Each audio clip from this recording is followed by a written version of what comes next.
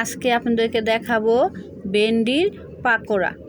এই যে ভেন্ডিগুলোকে ভালো করে ধুয়ে একদম পাতলা পাতলা করে গোল গোল করে কেটে নিয়েছি খুব সুন্দর করে।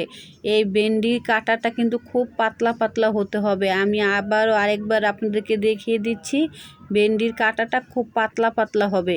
এখানে মোটা মোটা করে কাটলে সিদ্ধ হবে না, হবে কিন্তু খেতে স্বাদ হবে না। ভেন্ডিটা পাতলা হলে খেতে খুব স্বাদ হয় আর ভাজাটাও খুব সুন্দর হয়ে যায়। তারপর এখানে নিয়েছি কাঁচামরিচ কুচি, পেঁয়াজ কুচি, রসুন কুচি, হলুদ মরিচ আর পরিমাণ মতো লবণ দিয়ে আলতো হাতে মেখে নিব, কারণ ভেন্ডিটা কিন্তু আমার খুব পাতলা করে কেটেছি।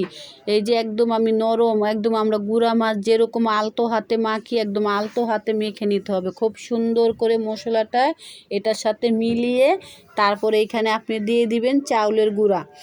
চাউলের গুঁড়া না থাকলে আপনি এখানে কিন্তু ময়দাও ব্যবহার করতে পারেন।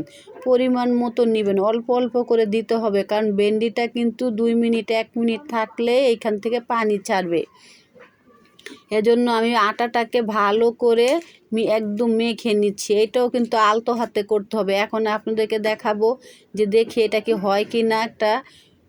দেখি এখন এটা তো হচ্ছে না, আর কিছুটা মিলাতে হবে। এখন আরও কিছুটা নিয়ে আমি মিলিয়ে দিচ্ছি, দিয়ে এখন আবারও আমি মিলিয়ে নিচ্ছি। এটাকে খুব আলতো হাতে মিলাতে হবে। ভেন্ডিটা ভেঙে গেলে কিন্তু আপনার পাকোড়াটা সুন্দর হবে না, খেতে স্বাদ একই থাকবে কিন্তু দেখা সৌন্দর্যটা হবে না। এই যে এখন একদম পারফেক্ট একটা আমার ডো তৈরি হচ্ছে। এখন আমি এইখানে দিব ডিম। ডিমটা দিলে কি হবে, ভেন্ডিটা কিন্তু পাকোড়াটা খুলে যাওয়ার ভয় থাকে, ডিমটা দিলে আর খুলবে না। এই যে এই ডিমটাকে এখন আমি সুন্দর আলতো হাতে মেখে নিচ্ছি। আপনি চাইলে পাকোড়াটা করেও কিন্তু ডিমে চুবিয়ে তেলে দিতে পারেন। আমি ডিমে দেই নাই, চুবাই নাই, আমি একসাথেই মেখে নিচ্ছি।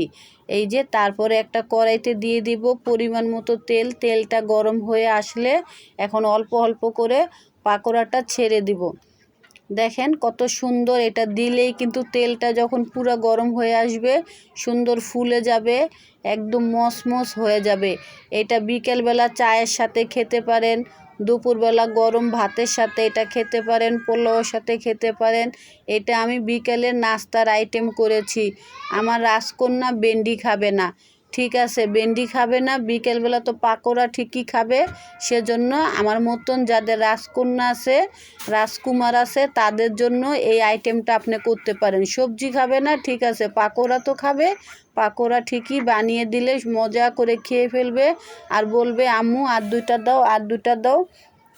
দেখেন আমার পাকোড়ার ফাইনাল লুক কত সুন্দর, একটা ভেঙেও দেখাচ্ছি, ভিতরে কালারটা কত সুন্দর হয়েছে। ভালো লাগলে বাসায় বানাবেন।